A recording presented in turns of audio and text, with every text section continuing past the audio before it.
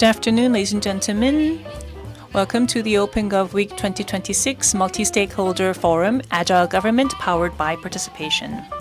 I am Se-hyun, Deputy Director at the Ministry of Interior and Safety at the Republic of Korea. Nice to meet you. The Open Government Week is a week that has been designated internationally to spread the values of open government. The Open Government Partnership in 2018 designated this week for the first time, and ever since, countries around the world have been holding various events to share the values and the significance of open government. Transparency, anti-corruption, and civic participation are the core values of open government, and the Republic of Korea is also working very hard, both by the government and the civil society, to realize these values into various policies. And today's event is also an outcome of such communication. Also, the Ministry of the Interior and Safety, as well as the Open Government Committee, co-host this event, and we are also helped by the Korea Institute of Public Administration. Now, we shall officially start the Global Multi-Stakeholder Forum, and to kick off, we will start by opening remarks by Min-jae Kim, Vice Minister of the Ministry of the Interior and Safety. Let's give him a big round of applause.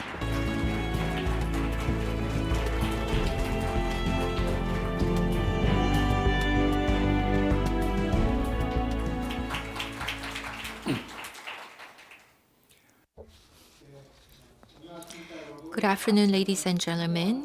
I am the Vice Minister of the Interior and Safety, Kim Min-jae.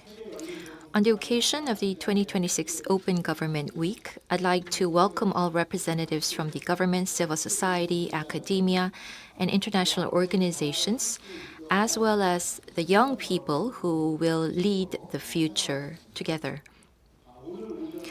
This morning, to mark the 30th anniversary of Korea's accession to the OECD, we held the Global Symposium on Open Government in collaboration with the OECD and had a meaningful opportunity to discuss the direction of trust-based public governance, including citizen participation and transparency and accountability in the age of AI.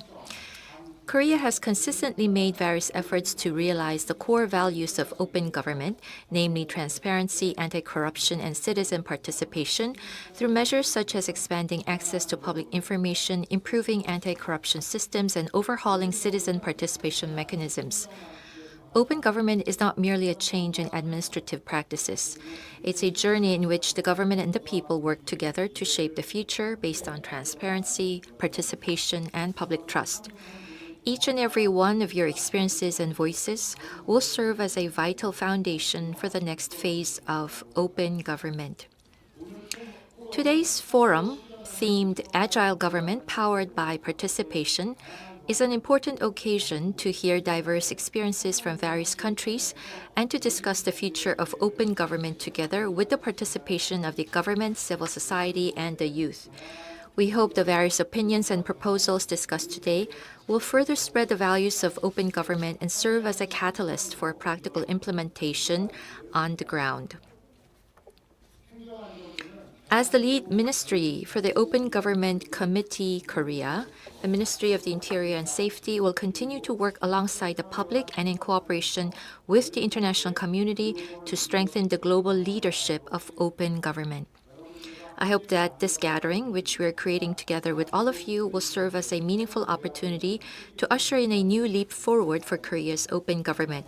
Once again, thank you very much for your participation. Thank you. 네, 차관님 말씀 감사합니다.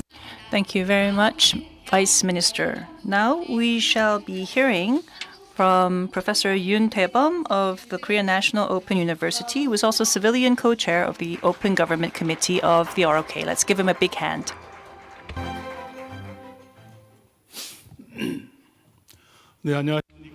Hello, ladies and gentlemen. I am the civilian co-chair of the Open Government Committee, Taebeom. I am truly delighted to host today's forum during 2026 Open Government Week organized by our committee.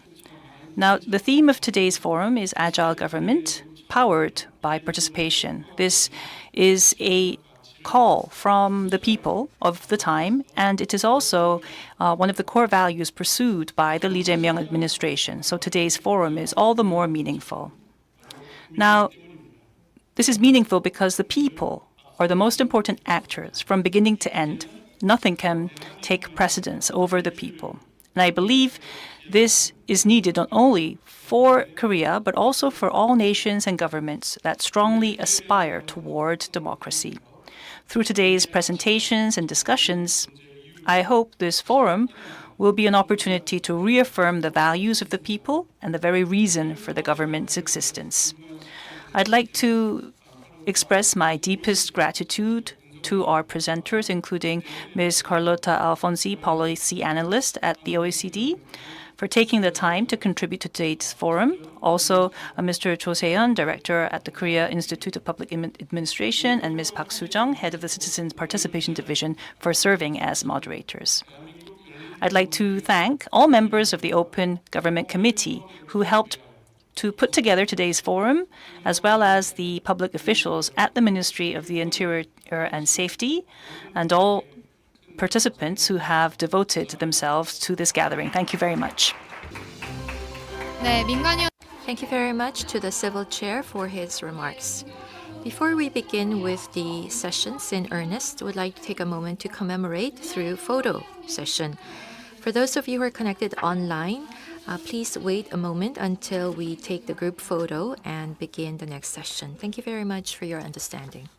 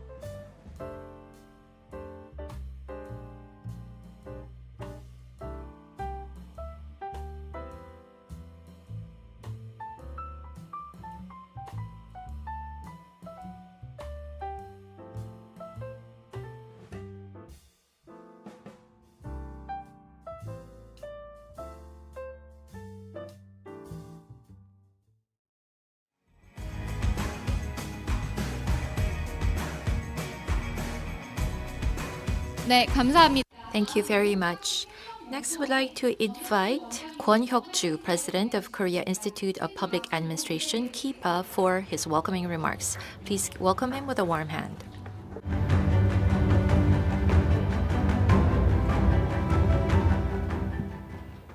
네, 안녕하십니까. Good afternoon, ladies and gentlemen. I am Kwon Huck-ju, President of Korea Institute of Public Administration, KIPA. I'd like to thank all distinguished guests from home and abroad who have joined us for the Open Government Week 2026 Global Multi-Stakeholder Forum, jointly organized by the Ministry of Interior and Safety, the Open Government Committee of Korea, and KIPA.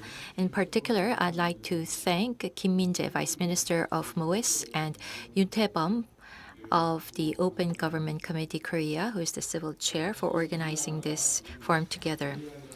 As the structural transformation driven by AI and digital technologies accelerates, we are now faced with more challenges. So it's very important for the government to move in an agile fashion. So agile government is becoming more important. Agile government is indeed important, but open government is as important as well. So you need to be agile and open as a government at the same time to be most effective in carrying out the work entrusted to you. And the theme of this year's forum is Agile Government Powered by Participation. And we have the presentations from different countries who are participating, Singapore, UAE, and Korea. And in particular, we plan to discuss why the government should pursue open government in this era of great transformation and what innovations are needed to realize an agile government. And also, there will be discussions among the younger generation and government innovation officials as we plan to explore how the values of open government can be put into practice within policy and administrative tasks. This will be an opportunity to confirm the practical potential of open government, enhancing the government's responsiveness and public trust. I would like to thank Carlotta Alfonsi, Policy Analyst at the OECD, and Singapore GovTech founding member, UN Public Sector Innovation Expert, and CEO of the Government Innovation Consulting Agency Anchor and Ascent, Rahul Daswani, Innovation Advisor to the Prime Minister's Office of UAE, which is demonstrating new possibilities for government operations through its innovation initiative known as the Ministry of Possibilities, Giulio Quagiotto, Chair of the Digital Subcommittee of Open Government Committee Korea, Lee Sang-jin, and our discussion moderator, Chair Park Soo-jung, as well as the many other experts, young people, and public officials who are participating in these meaningful discussions. In particular, I really would like to convey my appreciation to our young participants and the public officials here. I hope today's forum will serve as a valuable opportunity to reaffirm the value of open government and to move toward a more agile and trusted government through participation and cooperation. Thank you. 네, 원장. Thank you very much, President Kwon, for those remarks. Now, we would like to take a few minutes to prepare the stage for session 1. Please bear with us.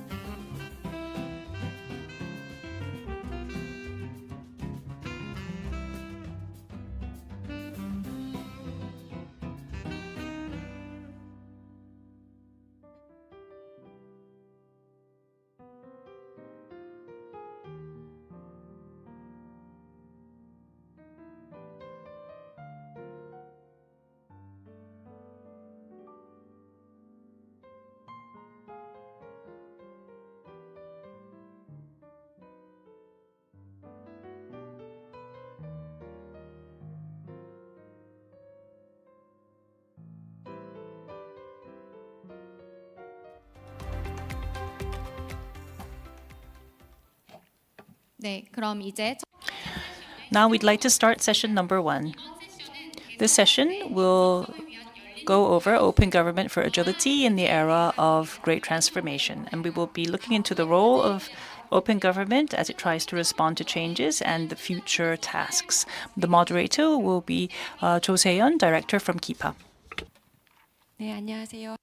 Good afternoon, ladies and gentlemen. I am Se-hyun from KIPA. We will now begin session 1 on open government for agility in the era of great transformation.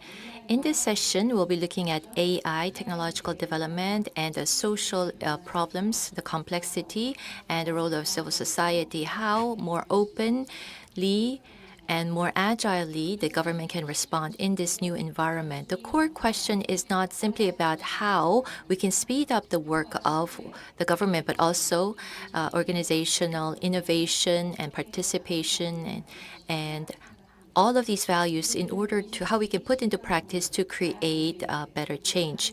We have from Singapore, UAE, and Korea the presentations that we'll be listening to, and we'll be looking at the experience of agile organizational experience and how we can ensure that AI democratic governance will be established. Each presentation will be about 7 minutes, and after we listen to the 4 presentations, we'll be accepting questions from the floor.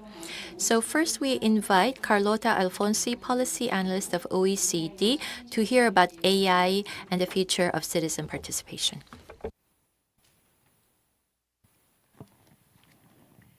Thank you very much. Thank you for having me today.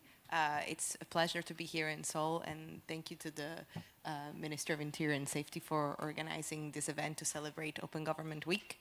I come from the Open Government unit of the OECD, and so we're very, very pleased to be able to participate in this discussion and contribute with some of the upcoming research that we're working on at the moment. So today I will be talking about a upcoming OECD paper that focuses on AI and the future of citizen participation.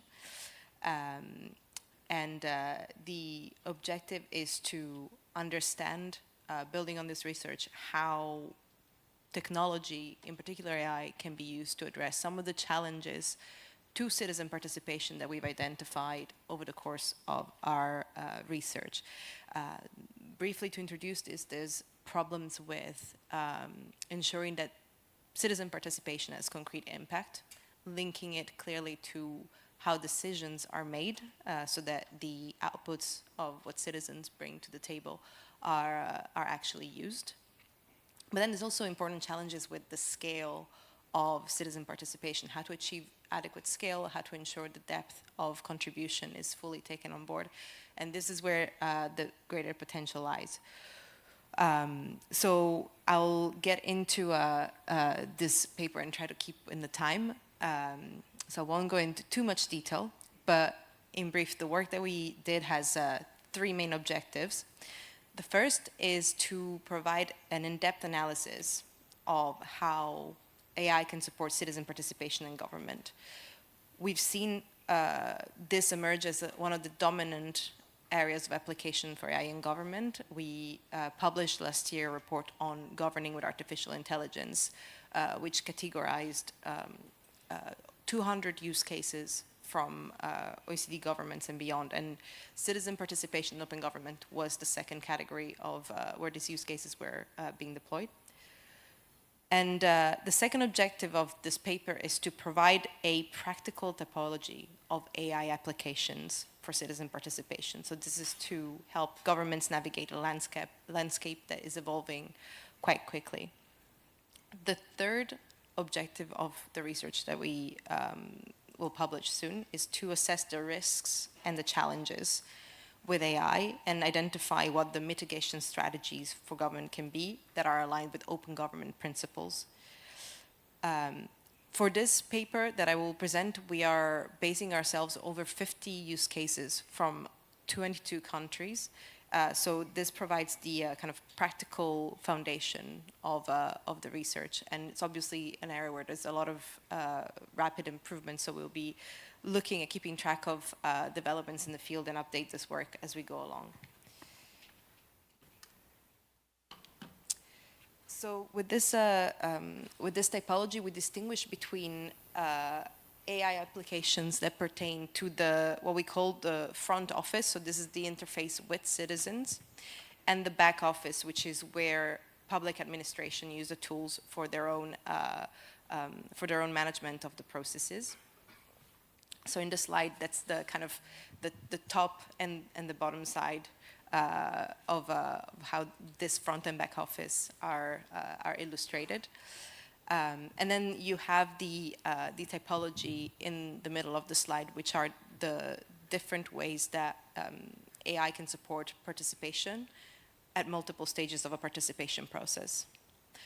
So on the citizen-facing side, the tools are in particularly useful for accessing information, synthesizing and explaining the information they need to participate constructively. It also helps with navigating participation opportunities and to facilitate how citizens express their views in the context of a participatory process.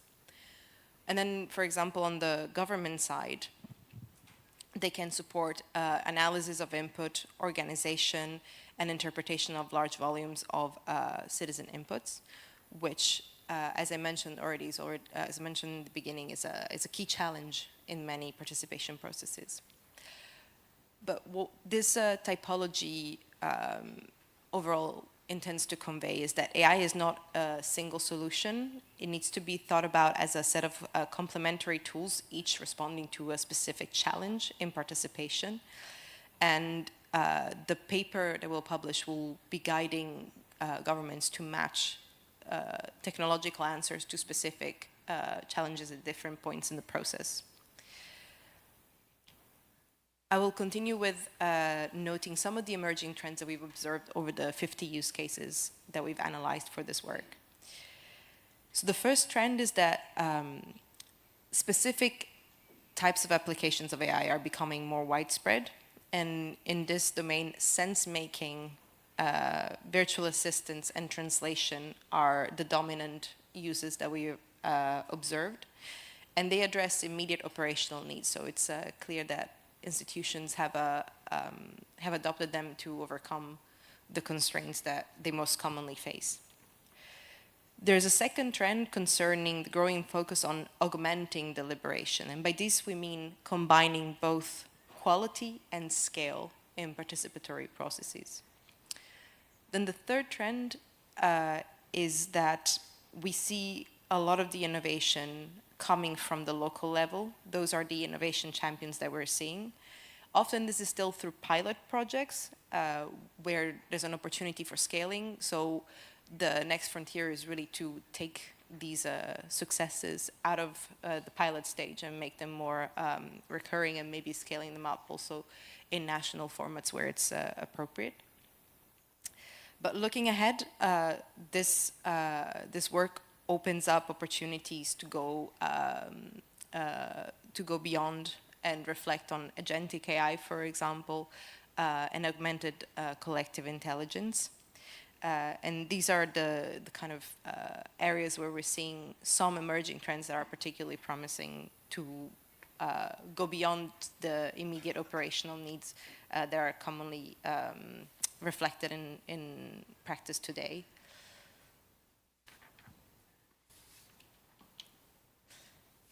So it wouldn't be a presentation on AI in government if we didn't talk about risks of implementation and opportunities and strategies to mitigate. So I'll say a few words on this. We're observing a list of important risks that we've presented here on the slide. I'll mention ethical risks, including biases in data, a lack of transparency, and potential impacts on the quality of deliberation. I would also mention exclusion risks for participation, especially for citizens with limited digital skills or access, or where language divides exist, which can affect the fairness and inclusiveness of processes. Third is risk to operations, so limited skills among civil servants, over-reliance on AI systems, and difficulty in scaling beyond pilot initiatives. And we can also see that public resistance is is a likely risk to mitigate, especially if the use of AI is not transparent or well understood. Trust in AI system is uneven around the world, but among the public it can be a source of skepticism in a field that's already prone to being seen as sometimes not truly meaningful. So overall, the mitigation strategies are going to be included in the paper that tackle each of these risks, but I will highlight that careful designs, capacity building, governance of AI systems, and human oversight throughout are the main strategies to mitigate the risks. And then I think we're coming to the end, and I will sum up just by saying that this paper is expected to be published in the next month, so I would invite you to connect with us on LinkedIn or on social media to get the full version of the paper once it's available, and to join the discussion with the OECD. And I thank you very much for your attention today.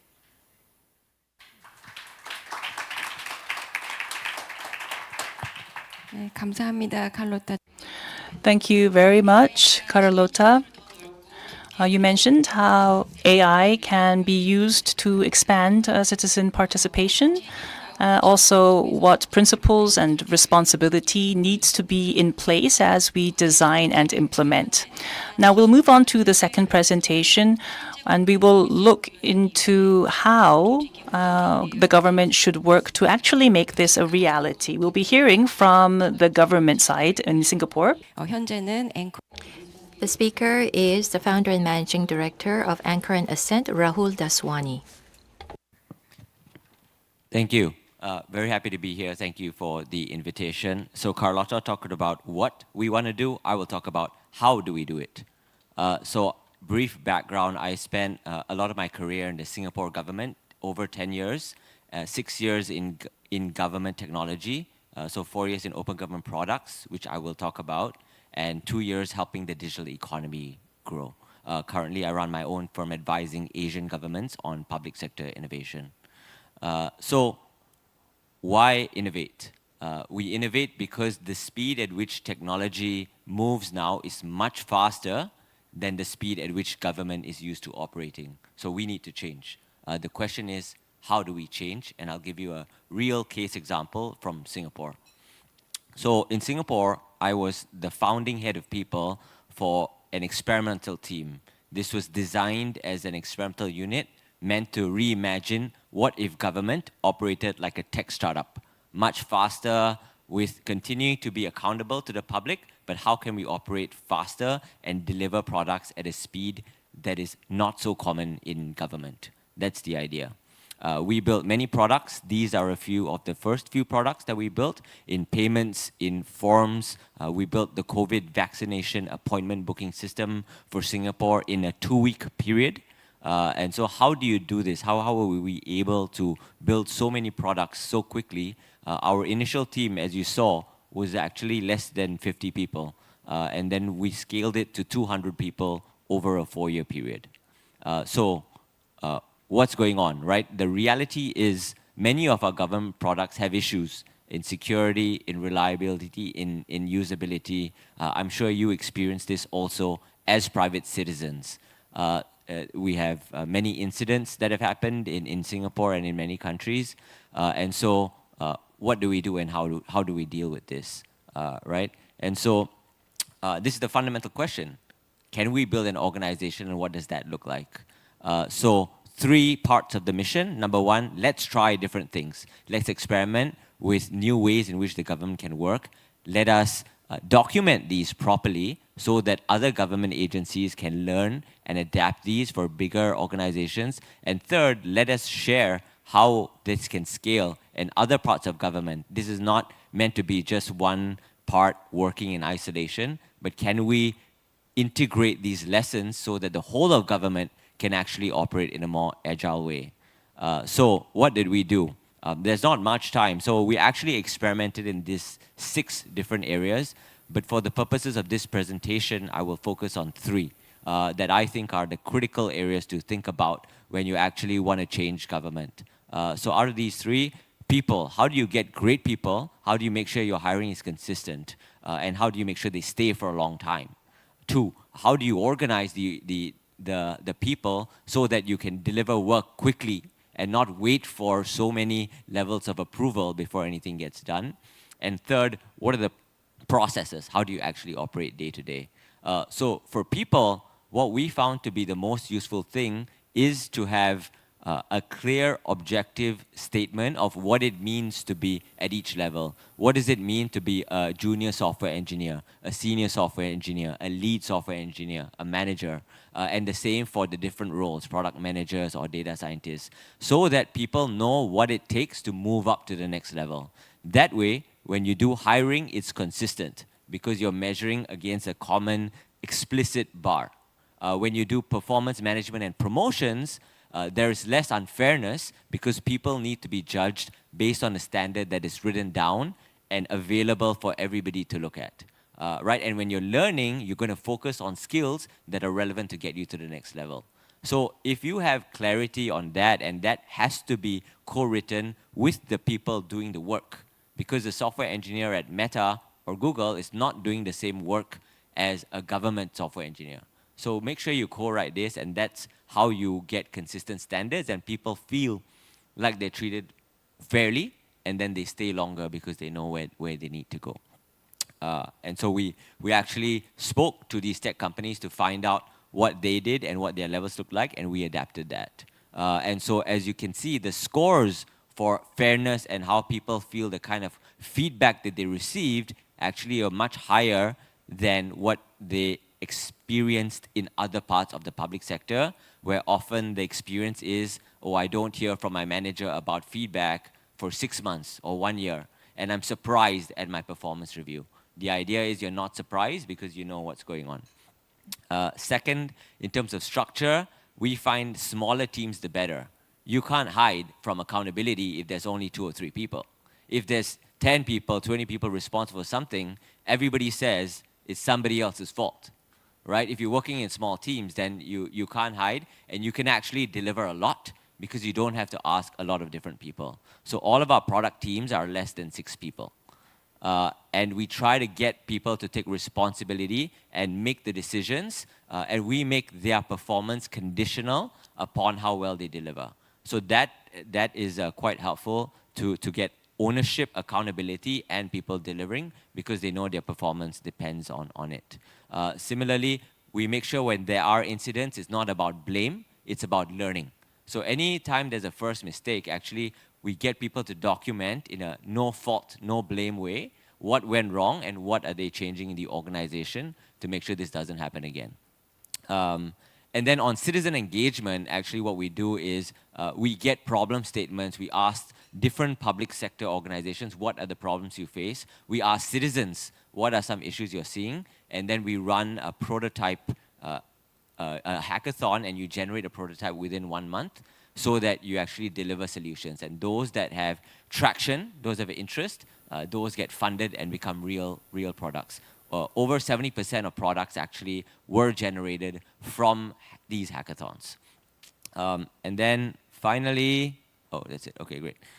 So finally, I guess the one thing that I will talk about is we need to make sure we're talking with these different government agencies to see what they need, because they will need different things. And so they will adapt in different ways. How we build our roles and our structures are going to be different than what other organizations need, but we can support them by walking them through what the process is, and then they need to adapt it for what they need. And so it's about letting them figure out what's best for them. Thank you. 네, 감사합니다. 라울 다스와니. Thank you very much, Mr. Rahul Daswani. So a good digital public service doesn't come just from technology, but also comes from structural improvements or the organizational improvements, and also the process of participation is very important as well. Thank you. 조금 다른 방식으로 정부 혁신을. Now, the next presentation throws a different light onto this issue. When bureaucracy says no, there are new possibilities. We can create new space and say yes. I'd like to invite Giulio Quasiotto, Innovation Advisor from the UAE. Thank you very much. It's really a pleasure to be here. Quick question. If you ask, if you think about it, what do you think? Government is a place of possibilities? Government says, yes, it's possible? Or government says, no, it's not possible? Who says yes? Oh, thank you. Thank you very much. Okay, so let me start with a provocation. I would put to you that if you have a problem, and this big circle that you see there is all the solutions, government typically explores only a very small set of these solutions, and typically the most obvious ones. Now, there's very good reasons why, and there's obviously government needs to be very careful about what they do, but there's many other solutions that are possible that government often does not consider. So, an example. Imagine you're in a country where lots of young men commit suicide. You put a bunch of government experts in a room and you say, what do we do about this? Most of the time what you get, say, we need more psychologists. We need maybe better sentiment analysis. We better support for young men. Robert is a barber. One of his best friends committed suicide. He realized that from his experience as a barber, young men do not like to go to a doctor in the UK because it's seen as detrimental, but they open up at the barber. So he trained a number of barbers to actually pick up early signs of mental problems and pass it on to the official health system. Now, if you put a bunch of government specialists on the question of suicide, probably they don't think of barbers as part of a solution. In fact, barbers are a problem because you say, who are they? They're not specialists. How they can actually do this type of things? Now, there are a number of countries where now it is law to train barbers to detect early signs of mental health issues, right? Zimbabwe has a similar experience. They reduced 20% the number of suicides by putting grandmothers in a bench in the middle of a village. So, again, if you go to your average government folks and say barbers and grandmothers to solve suicide, probably the first thing they tell you it's impossible. I work in a function which is Ministry of Possibilities that is basically designed to say, no, actually it is possible. I'll share very quickly 3 lessons that we learned in this process. What is important here, one thing that we learned is we had to reimagine government benchmarking. Government benchmarking typically looks at best practices or international ranking. These things are not very useful if you're trying to do something completely different. What you're trying to look not is the middle of a distribution curve, but you look at the edges. Things that are very early stages and point to a completely different way of doing things. For example, we brought to Dubai a startup whose vision is to transform government archives into forests. How do they do that? They actually encode government information in the DNA of plants. So literally, rather than having a hardware center, you have forests, plants that incidentally reduce climate change. Now, this is a very early stage technology. There's lots of questions to be asked about it, but you can see that it points to a completely different way of doing storage of data. And so how do you get the government official to be curious about this, and rather than saying this is crazy, how do we engage with it? How do we test it out? This is what my unit does. So a second lesson that we learned is that if you want to explore new possibilities, it's not about efficiency and doing things incrementally better.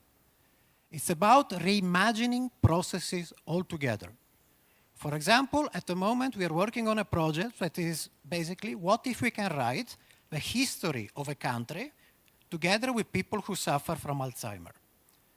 Again, when you put this forward, the first reaction from the bureaucracies is this is impossible. We actually are working on a project called Synthetic Memories. there are people who are prompt in generative AI, doing interviews with people who suffer from Alzheimer, help them recuperate images from their youth. They recreate these images, and this is helping the process of recollection. We did we are working with a hospital, did a randomized control trial, and created an exhibition that literally is the history of a UAE recreated through the people who work with Alzheimer, who suffer from Alzheimer. So this has meant reimagine completely the therapy process for the hospital where we are working with. Another example, I don't know how many of you are biologists. Dragonflies are actually the most successful predator in nature. They capture 90% of their prey. Why? Because they have an eye that is composite and allows them almost 360 view. We are now doing a project that says, what if government strategy that typically is done in silos, every different department does their own strategy, actually was designed like a dragonfly thinks. So we actually developed a number of agents that simulate different perspective on the strategy and get actually the people who develop government strategies to think about completely different perspective on a 360 degrees way. The final lesson, and I'm done, since we are at OGP, ultimately, imagining great possibilities is fantastic, but it's all about the impact that you have on citizens. So one of the projects that we are working on is actually says, can we make exceptions the norm in the public sector? Again, when you talk to your government officials, say exceptions, no, we don't like those. What we are doing is we are working with the most complex cases of social care, and we've demonstrated that by making exceptions, not only we deliver better services, not only it's not illegal, but it actually saves money to the government. What happened is that the moment we started working on this lady that you can see here went out on social media and said, it was 10 years that I said the government, I need this. Finally, they made an exception. This went viral and created the space for us to do and explore other possibilities. So 3 things: reimagine government benchmarking, reimagine processes, it's the citizens, the citizens, the citizens. If you're working on some crazy, impossible things, we want to hear from you. Please let me know. Thank you.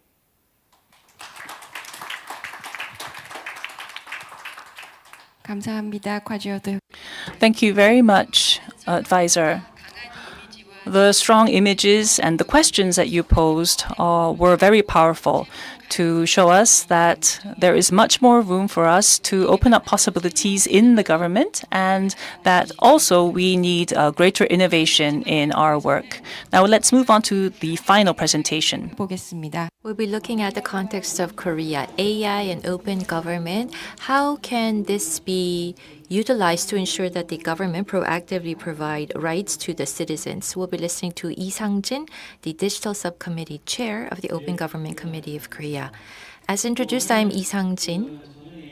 Today, the AI and democratic government, I'd like to approach this not from a technology perspective, but from how or the attitude that the government has in dealing with the citizens. So the government in this era of major change has to be agile. When you say agile government, it doesn't really just mean responding quickly to the citizen complaints. An agile government is a government in which the government proactively identifies the challenges that the citizens are faced with and provide information or assistance proactively, and to ensure that the citizens do not have to go through the complicated process of applying for receiving assistance from the government. So it has to be the government that takes the preemptive measure to prevent these problems to become more complicated. So in the past, the citizens themselves had to know what rights they had. It was left to the citizens to try to resolve these issues by approaching the government themselves, to apply directly to the government and to prepare all of the necessary documents. You may think that this is a fair process. However, only people who have the time, who have access to the data, or people who are used to administrative processes will eventually benefit as a result. So as a result, the most vulnerable are unable to apply for these administrative services. The rights and the benefits of the vulnerable people as a result will be lost. And so the AI democratic government tries to address this problem that still exists today. AI democratic government, on behalf of the citizens, do not make the decisions. However, it is a government that doesn't simply wait for the citizens to approach them, but it takes proactive measures to be the first to provide these services to the citizens. So, for example, if there's a benefit that the citizens are entitled to, it's a government that informs the citizen of the existing rights. But in the future, I think we need to take a step further. The citizens, based on the data that the government has, for them to check what kinds of benefits they have to receive.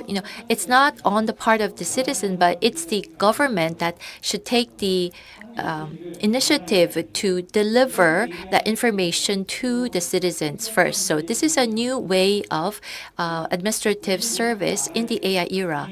So it's not on the part of the citizens to verify their need and to come up with all of the documents that is necessary in the application process. It's the government that should take the initiative. And of course, to make this possible, there are some prior tasks that we need to fulfill first. First of all, the data within the government department should be well connected. Even with AI development, currently, there's still a silo in terms of data management among the different departments and agencies. And so it's difficult to provide this kind of proactive service. So, assets, the taxation information, all different types of personal information are siloed right now. And so you need to integrate that. And the core infrastructure of AI democratic government is not an AI model itself, but the connection of all of these separated data sets within the government. The second is that the services that the government can process first, can automatically process, will have to be expanded. Right now, so for example, for the vulnerable groups, for the pregnant women, the young citizens, we can begin with services for this very clear group of public service clients. But what's important here is that it shouldn't be left to the citizens to apply for these benefits, but the government has to approach the citizens with these benefits first. The third aspect is that we need an coordination system for responsibility between AI and the public officials. So the AI can be used for information processing or analysis, and it should be on the part of the public officials to check that or verify that information, and then the system itself will have to take final responsibility. And so the citizens, we need a process of correcting misinformation as a result as well. And lastly, we need a dedicated governance system. So to have the government provide these services first, it's not just a single department or agency that should be in charge of doing this work. There could be a department in charge of developing the services, a department in charge of being in the field to have direct contact with the citizens. So, what kinds of data or information will be connected? How are you going to divide up the responsibility with regards to the AI utilization? You need to have a pan-government discussion on this. And so AI democratic government ultimately is not technology itself. The government, the citizen is not simply the government isn't simply waiting for the citizens to approach the government. However, the government should be taking more proactive measures to provide these benefits and service to the citizens. And so this will lead to more participation from the citizens And that will ensure that the AI is going to strengthen democracy and democratic governance, so it can become a public infrastructure utilized for public good. So in this era of major change, the government has to be not simply an open government, but it has to be a government that approaches citizens first. Thank you very much. Yes, thank you, Chair Lee Sang-jin. So we are in an era of very fast change, and so a way for the government to guarantee the rights of the citizens is to use AI and to use democratic principles and values more in trying to be proactive in providing the services to the citizens. Thank you very much. 텍스트로부터의 Now, we've heard a lot of good cases across the board, and some of the narratives and situations were very different from us, so I'm sure that you have lots of questions in the audience. So rather than me summarizing what was said, I think we'd better open up the floor to questions.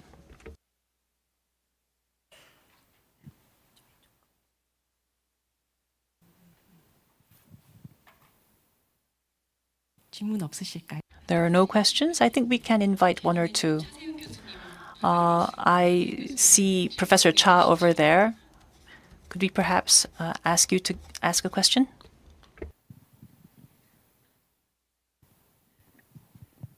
네, 오늘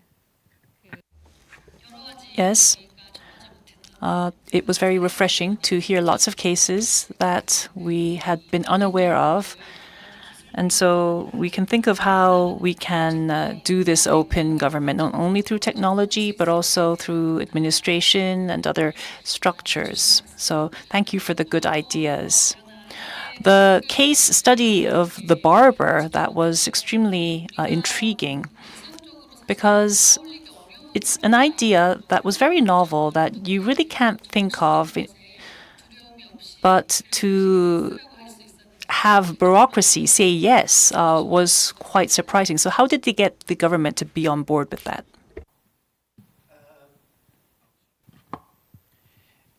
Yes, so this has been fascinating, right? So you can imagine the first reaction is, who are you? You're just a barber. What do you know about mental health, right? How do you even suggest that you're part of a solution, right? So the first thing that he had to do is to actually demonstrate that through training barbers this way, they were actually able to detect signals better and faster than the actual health system, right? So once they had some examples on their hands, then they were able to start a conversation. The first reaction was, no, it's not possible. The second thing was, okay, let's see how we can work together. It was not an easy path, but as I said, it started from a small group in the UK, and now it's law in a number of different countries that you actually train barbers and hairdressers for women to actually detect these early signs of things. So the first reaction has been no, right? Because the issue is always expertise is distributed across the population. For a government expert, it's very difficult to accept that. I am the expert, right? I'm a bit exaggerating, yes? But this is part of the issue. And that part of a solution, being a barber, is not something that fits neatly into a department. Who do you go to? There's not a department of barbers to go to. So who do you talk to? So these are all the things that make this case interesting. And then, as I said, when you look at it, it's actually being replicated in many other different countries because it's proven to have a sufficient level of impact. So, sorry, just to say, we actually brought them. So the way we work, we bring these examples. We had our ministers sitting on a chair, right, of a barber, going through a mock interview. And this is the way we try to get our own officials to say, oh, maybe this is interesting. Maybe we could do this here, right? So we do constantly this process of scanning and looking for examples like this. We bring them to the UAE, and then we get our own government officials to experience it. Not to think about it, but actually to experience it. And then we say, okay, maybe we can talk about it, right? We'll never be able to replicate it exactly, but maybe it triggers a different type of thinking. 더 궁금하신 부분 Any other question from the floor? So, well, you probably have a lot of questions in mind, but in the interest of time, maybe you're opting not to ask. Oh, yes, there's someone who raised his hand at the back. 네, 우선 First of all, thank you to our four speakers for the excellent presentations. I have a question. We have just heard about technology development or the changes in the era right now, and the government attitude and direction should change accordingly. And you've shared some case examples. But in bureaucracy or in how the government works right now, between departments or between organizations, there are some challenges to cooperation or carrying out the work because the process, the formalities are being emphasized oftentimes. So even with new technology being introduced, the fact that there is this fixed process of cooperation between the different departments, and that there is still a sense of distance among the different government divisions or departments. So my question is for any of the four speakers. Do you have any examples of overcoming such silos or difficulty in collaboration among the different departments? If you can share some case examples, we would appreciate that. So the agile, to provide agile processes, we would need to have some formality simplification. So OGP, how has OGP done this work? My question is for Rahul Daswani. So I think there are a few questions that you have to ask, and government normally gets stuck in some of these. The typical path for government is one agency is responsible for something. The challenge is in cross-government agency problems. The question is who is accountable? So if you can get a group of people to have combined accountability, that incentivizes them to work together, right? So if you want specific examples, in the case of the COVID vaccine appointment booking system, who's responsible, right? Ultimately, it's the Ministry of Health, but they don't have the technical capability to build such a system so fast. So how do you do joint accountability to make sure that we're accountable? In the beginning, what happened is everybody in the Ministry of Health, so many people had different priorities. And so they gave a lot of the different priorities were coming to the technology team. And they became overwhelmed. And so in the end, what we said is, you know what? No, we're not going to listen to all of you different people. You organize yourself in your own ministry. You appoint somebody who's the head of operations, and they have to be the ones who filter the request, right, to the technical team. And the other thing that we did is the director of the Open Government Product said, hey, if anything is really urgent, you call me directly on my phone. If you need something done after 7 p.m., you call me on the phone and tell me why it's urgent. And then we found that not so many things are so urgent, actually, right? And things can wait till the day. So I think number one is like, how do you have joint accountability is number one. Number two is, what is the process? If you have a process for regular engagement and sharing of data among different levels of people, that can help quite a lot to make sure that there is a constant flow and constant prioritizing jointly. That's the second thing. And the third, ultimately, it's about trust. In my experience in government, often people don't want to share data because they're worried somebody will do something with the data that makes them look bad. So that's always people's fear. And so how do you build it, that reassurance to say that actually, no, we're working towards a common goal and that goal is clear, and I will treat your data with the care that I know that you want. This is actually ends up being a personal relationship. I think people outside of government think of government as a machine, a block, but actually it's made up of many different individuals. And so if the individuals can work together and have a common understanding, that's actually how you can move fast and get things done. 공동의 So joint responsibility and data sharing should be a default, and the importance of trust was also mentioned by Mr. Daswani. Thank you very much.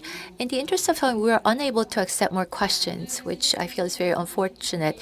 We were able to see the future of the open government. It's not just simply sharing more information or providing more digital services. It doesn't stop there. We were able to identify that fact. Through citizen participation, we need to identify the issues and change the way the organization works and use AI and data in a more responsible manner to guarantee the rights of the citizens better. To our four speakers, thank you very much once again. With this, we conclude the session. 네, 이것으로 첫 번째 With that, we'd like to wrap up session number 1. Thank you to our moderator as well as the speakers. Let's give them all a big hand. Now we'd like to take a 5 minutes break before we move on. There are drinks and also snacks prepared outside. We will start the second session at 2:30 in 5 minutes. So.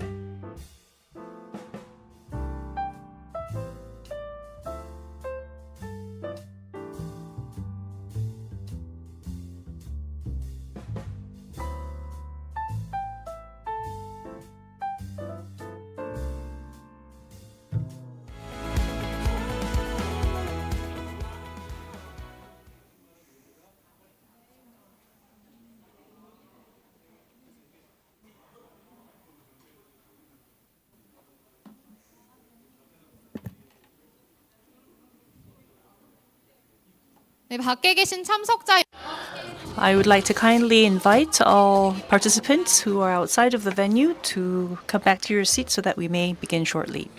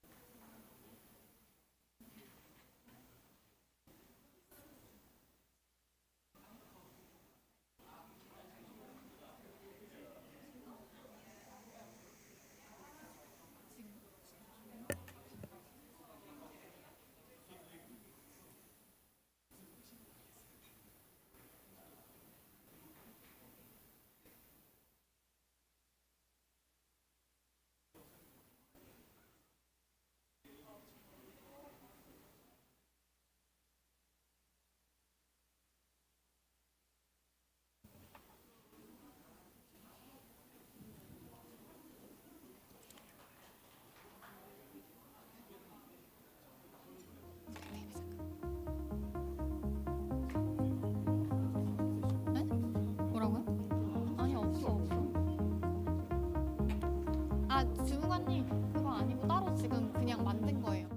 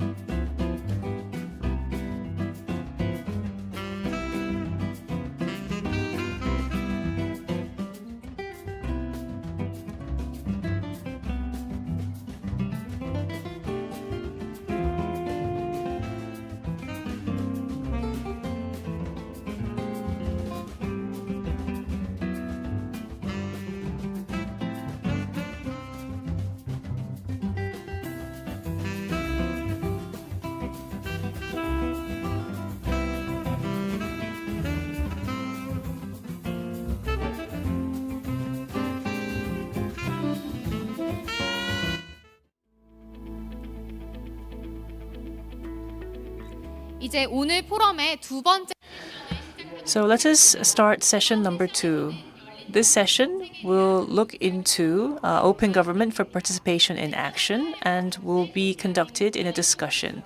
I'd like to invite our moderator, Soo-jung Park, Civic Participation Subcommittee Chair of the Open Government Committee Korea. Let's give her a big hand.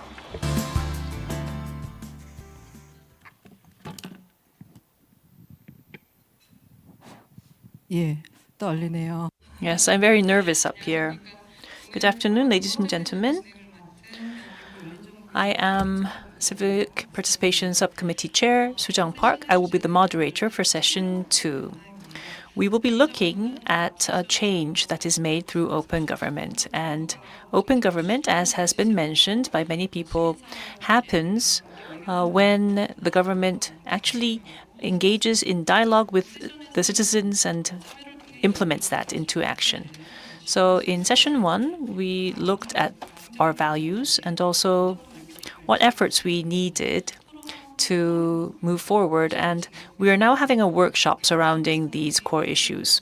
We've already given out to each group material. So based on these questions that have been given, please engage in free discussion, and at the end we will be giving you 3 minutes each so that you can share your key deliverables. Your valuable input will be reflected into the 7th Open Government Action Plans. So let us start the discussions.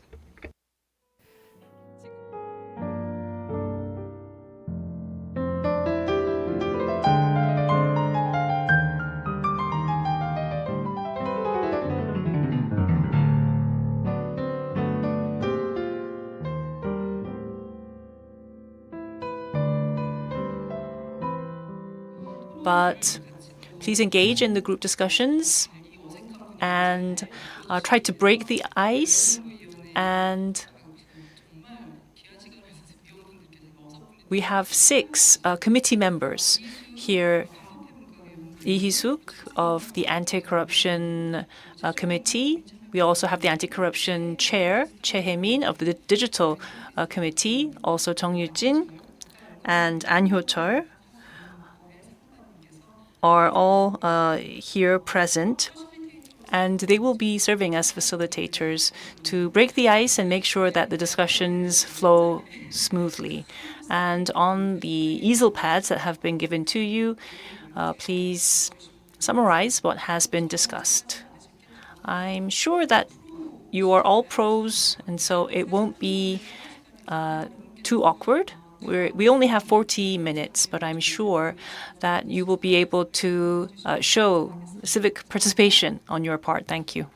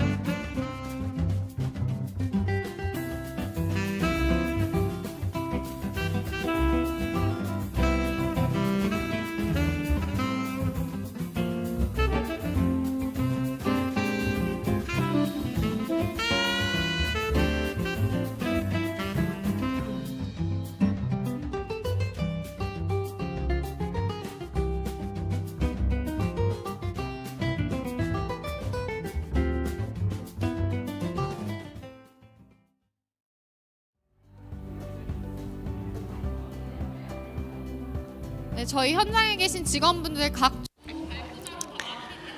Also, I'd like to ask the staff to go around and see if every group has finished up. Thank you.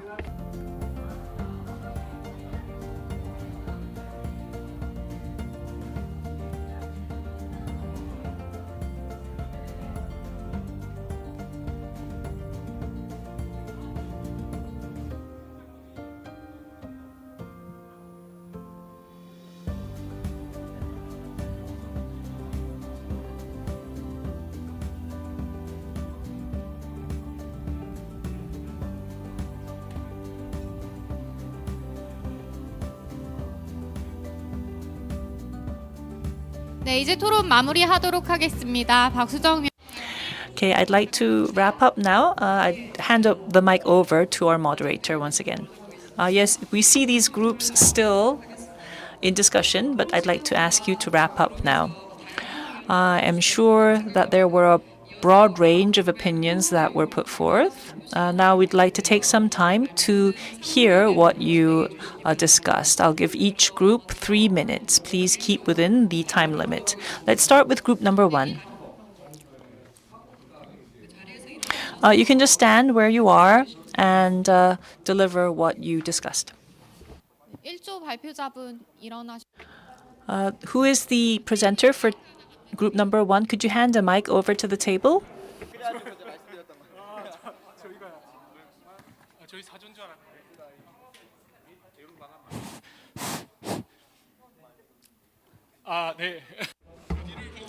I don't know where I should face. Should I come up to the front or?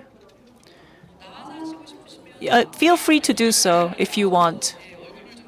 You could show us your face. That would not. We wouldn't mind that. Yes, I think most of the people are here, so I will face that way. Could we have the camera on the presenter? Oh, sorry. No, I just come up to the front. Excuse me. I thought I was group 4. Yes, I was taken aback. I thought we were group 4. Hello. We are the 2030 Youth Consultative Group, and I would like to share the results for our group. I'm nervous because we're the first group, but this is what we did during the short time. Please bear with us.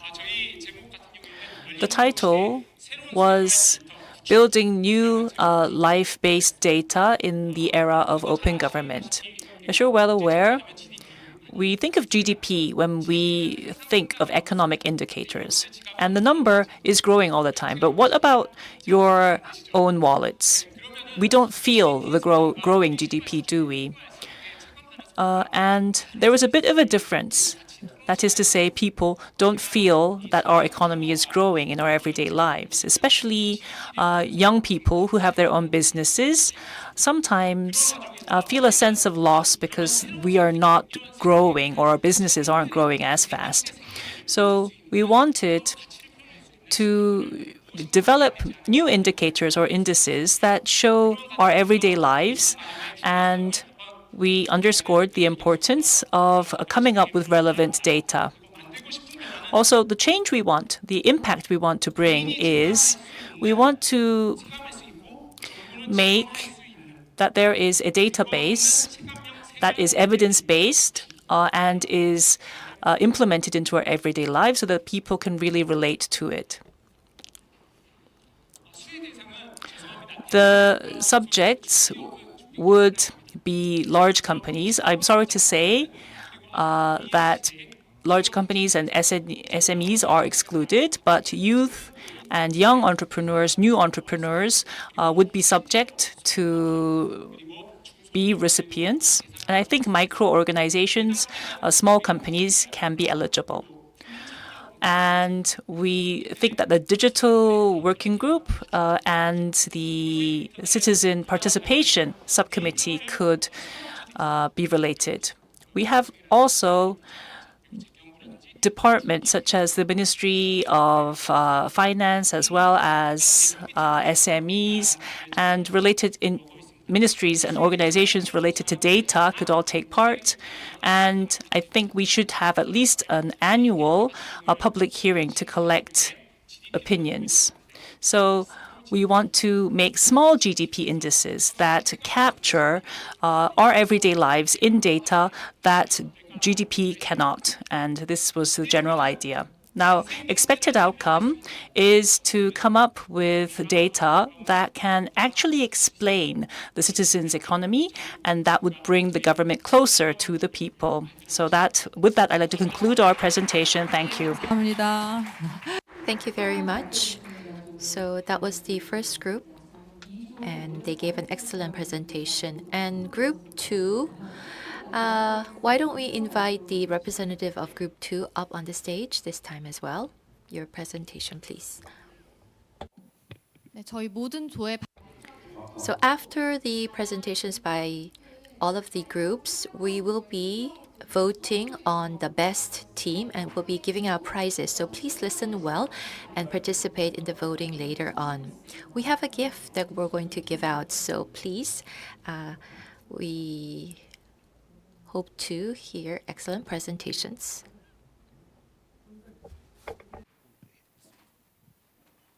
예. Good afternoon. I am an officer from the Forest Office. Our title is Open Sesame. And in the case of disaster management, well, we have a lawyer who is working in civil society. So experience-based sharing went on, and so we were able to have very in-depth discussion based on this input. So the legislation or regulation, administrative regulation, revision that is directly linked to the daily lives of the people. This happens, and so oftentimes the citizens are unaware of the fact that such revisions are ongoing. But of course, for the public officials, from their perspective, the individual citizens' perspectives or opinions, reflecting all of that would require a huge amount of time for the revisions. And so how are we going to harmonize this process? And our conclusion was that AI can be utilized for collecting opinions through an application from the citizens. So if there is a specific policy, if there was support rate of 30% on a particular proposal on this policy, then that could be reflected. And we could do comparisons of the support rate of the different proposals. And for the government, from the administration perspective, they can determine whether to accept or reject these proposals based on the results coming out of the app. As for the beneficiaries, it will be for all citizens, and citizen participation would be the category in which this will be applied. So AI application is being used recently in recent examples. So for example, in the legislation office, it has been used. But of course, this is utilized at the moment for checking policies or regulations that individuals are interested in. So notification service is being provided, and also online surveys can be conducted very quickly to determine the acceptability by the respective department or division. And another proposal that we received was that, well, previously we had the public complaint mechanism run by the Blue House, and with a change in the government, that is not in operation currently.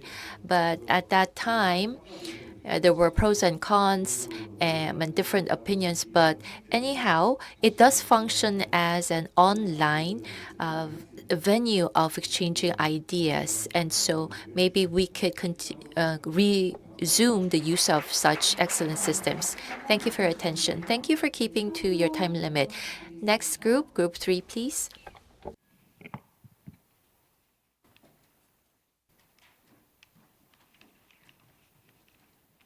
네, 안녕하세요. Yes, hello. Let's start our presentation for Group 3. I'm from the Youth Advisory Group, Hansora, for human rights and we will all take turns in presenting. We looked into a transformation to a open government using feedback AI. Now, the background is because I am a researcher in charge of anti-corruption complaints and tasks. I have felt that on the field, the current government is working to address very swiftly to citizen complaints. And the overall atmosphere is very proactive. Therefore, we have the 국민신문고, or the complaint system and centers, and we are seeing an increase in the number of complaints that are flowing in. However, we have not seen an increase in the number of personnel or other administrative support. So there's a lot of burden on the people who are dealing with this. But we thought about how we could deal with all of this with the limited resources that we have. An idea was to using feedback AI, which could help us to make this transition. And so the change that we want to see is, first, more citizen transparency and to enhance explainability. Second is to ease the burden on the civil servants. And third, to make active use on technology to make sure that people don't get fatigue from outdated technology. We think that this will serve all citizens, and our area of expertise would be digital. So what should we do to make this a reality? Now, traditionally, large-scale programs are not enough to overcome some of the limitations. So we think that we could have pilot projects through hackathons, and we could look at the efficacy or the feasibility, and with that we can scale up by securing budget.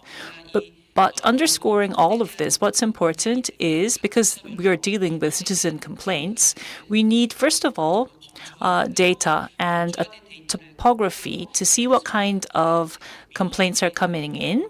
And we could design personas depending on the different types of complaints. And once we have that kind of a foundation, we can use XAI, explainable AI technologies. They can be implemented to make all of this more workable. Our expected outcomes is to ease the burden of the civil servants and also to expand civil participation. Thank you. 네, 고생하셨습니다. Thank you very much. Yes, the person that was holding the post-it board, you weren't showing your face, but thank you anyhow. And now we have group 4.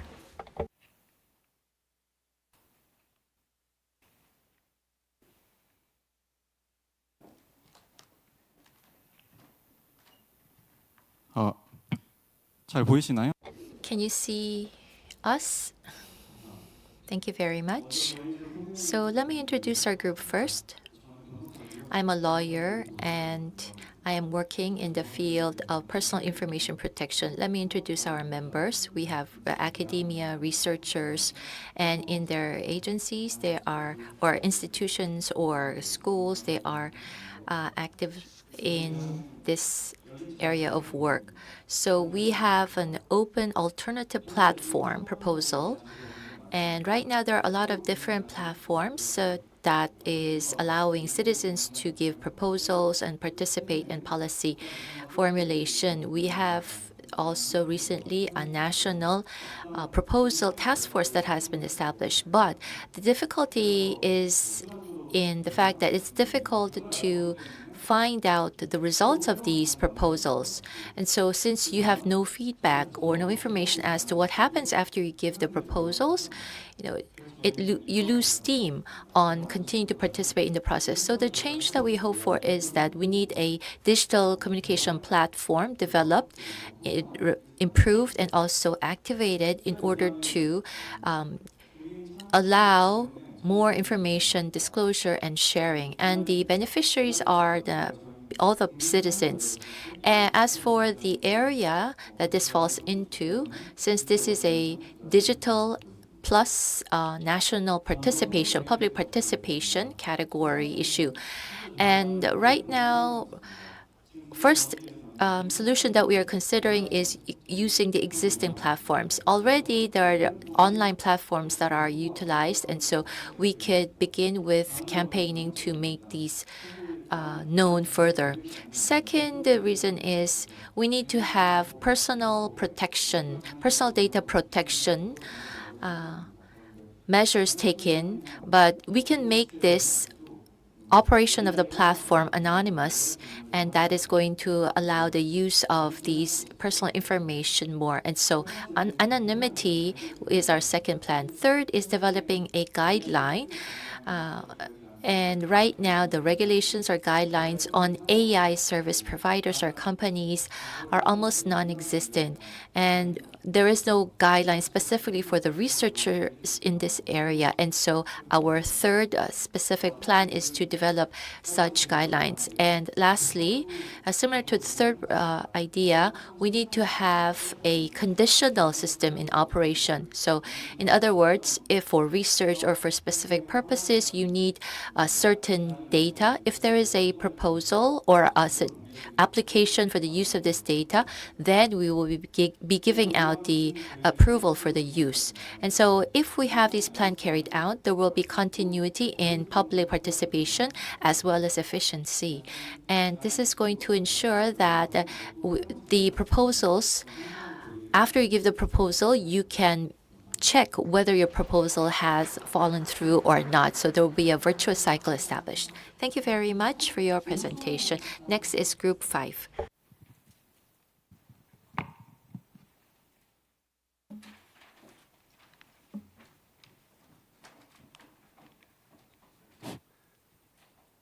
여러분 반갑습니다. Nice to meet you, everyone. I am Kim Namjoon. I am a youth advisor with the Ministry of Interior Safety. And my colleagues are from the Ministry of Justice and the Ministry of Finance. And we thought of the need to create a governmental consultative group to respond to hate speech, so that we can enhance human rights and how we can use open government to do this.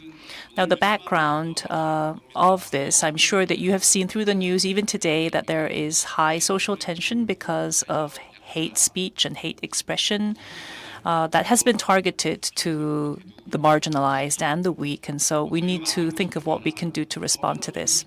The change we want to make is to build a pan-governmental collaborative body, a consultative body that works towards a human right-based culture so that we can enhance social cohesion and solidarity. So it will be a program or a proposal that includes all citizens wherever you are, and this would fall under the citizen participation area, so youth and everyone working in civil society and participation, including civic groups, can participate. And so these are the detailed plans. First, I think we need internal review of the kinds of hate speech within our departments.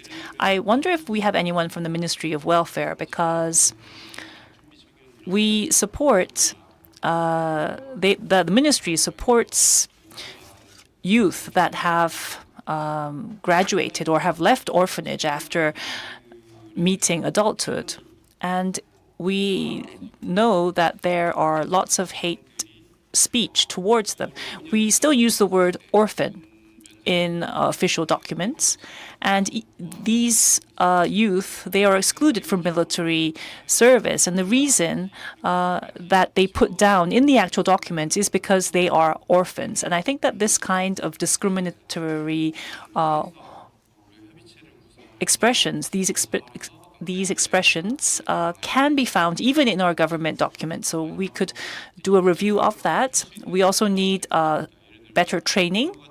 And also what we can do is to provide guidelines. For instance, as a compulsory part of education, we could include these kinds of interventions. So we need to build a stronger Korea where everyone is respected and whose everyone's human rights can be upheld. Yes, thank you so much. Let's move on to the final group, group number 6.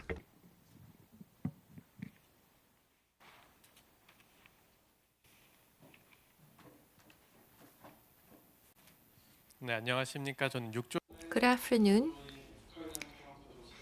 I am Shin Bo-ram from the National Budget Office and part of Group 6. As I was listening to the earlier presentations, I was thinking that we are indeed in the era of AI. But today, our conclusion from our group was that it will be good to utilize these technologies for public good. Right now, it's usually the government that unilaterally provides policy direction to the public, but we want to reverse that process. So a lot of the members of our group are people dealing with public campaigns. And so in terms of the issue that we raised was that the public, in terms of participating in the government policy formulation process right now, the easiest way would be through complaints channels.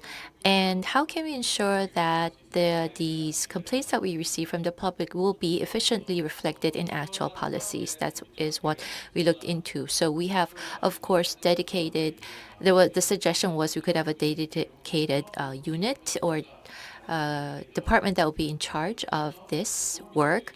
And also, there were some other discussions on other ways to ensure that these complaints or suggestions from the public can be translated into actual policies more efficiently. And so for repeated complaints, we need to preemptively respond to those. And of course, we need to have a system in which we can sift out the most important or the most useful suggestions from the public. And this also would ensure that this will be helpful for the open government because that's going to speed up the process of the response from the government.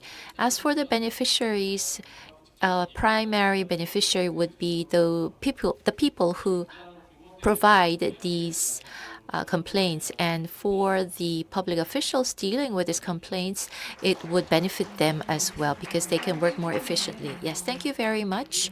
In a very short span of time, you were able to summarize and include all of the elements that we asked for. So we heard about the daily lives data for the young or small companies and also legal legislation. That was from Group 2.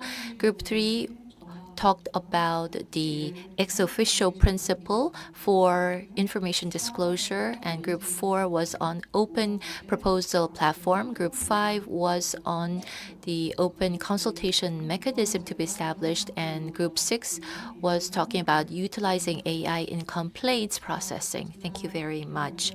So we've listened to all 6 groups' presentations, and now we're going to have an on-site voting.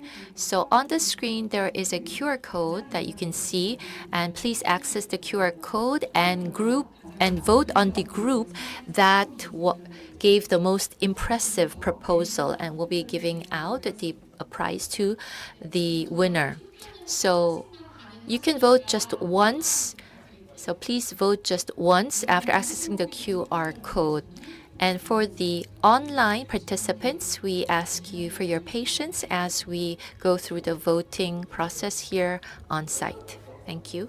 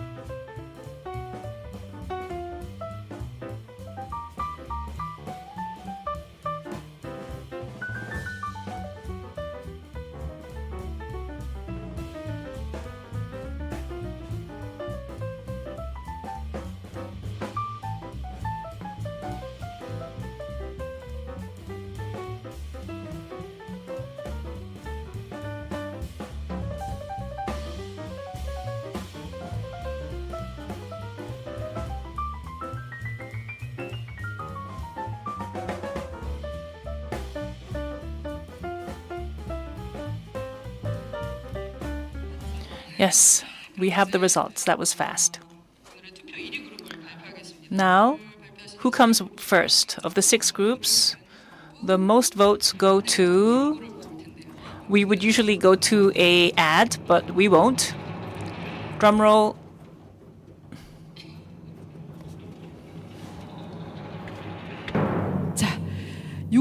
Yes, Group 6 that did a presentation on unifying the civil complaints. Mr. Byung-chul Lee will be doing the honors. I'd like to invite all members of Group 6 up to the stage to receive their gifts.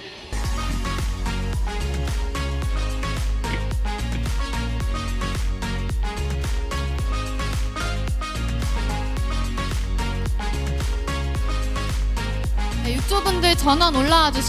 Yes, I'd like to invite all members of Group 6 up onto the stage.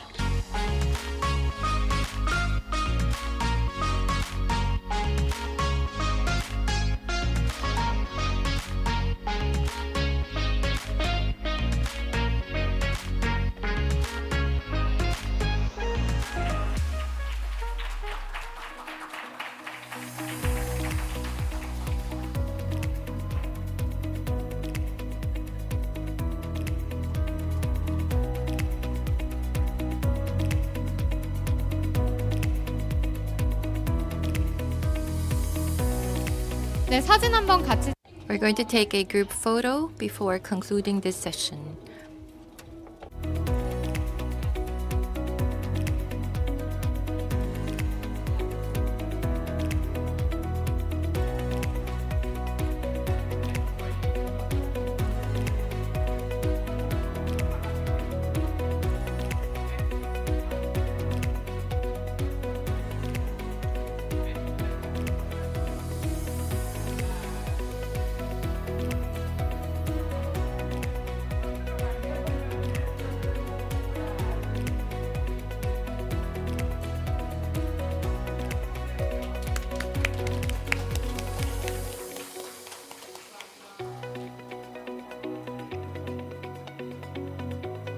네, 오늘 발표해 주신 모든 Thank you to all of the group presentations once again.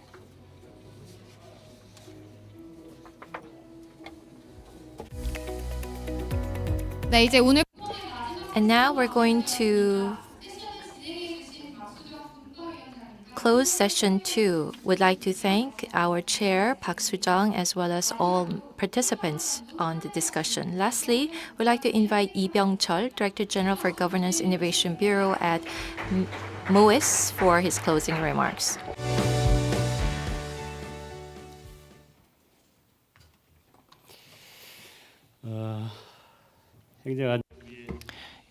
Yes, I am Byung-chul Lee, Director General with the Ministry of the Interior and Safety, Korea. I'd like to take this opportunity to thank all of the speakers and participants who have come here to grace this event. Now, during this international symposium and forum, we had members from the youth community as well as civil society and other experts from home and abroad. And it was very meaningful to have all of us together to discuss the future of open government.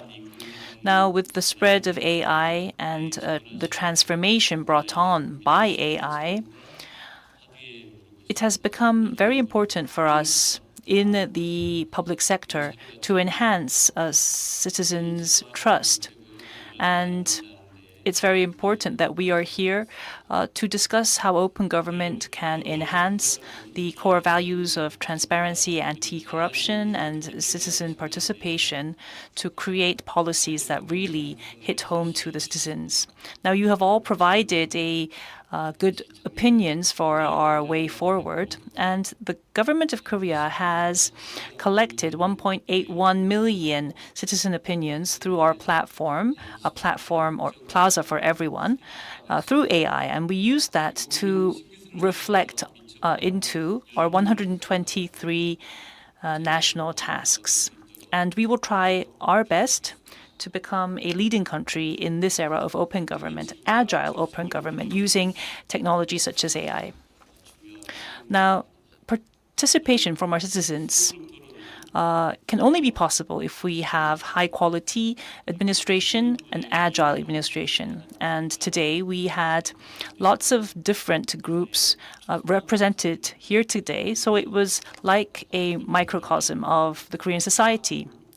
The opinions that were shared today will be reflected into our future policies. Now let me close. I'd like to once again thank everyone for coming the way here to share your valuable views on open government. The Republic of Korea will build an agile open government that works with the citizens and become a model democracy on the international stage. Just like we have K-pop and K-dramas, we will try to realize K-democracy. So please show us your support and attention. Thank you so much. 네, 감사합니다. Thank you very much, Director General. With this, we'd like to conclude the Open Government Week 2026 Global Multi-Stakeholder Forum on Agile Government powered by participation. We'd like to thank our online and offline participants once again, and we will see you next year at the 2027 Open Government Week. Thank you very much.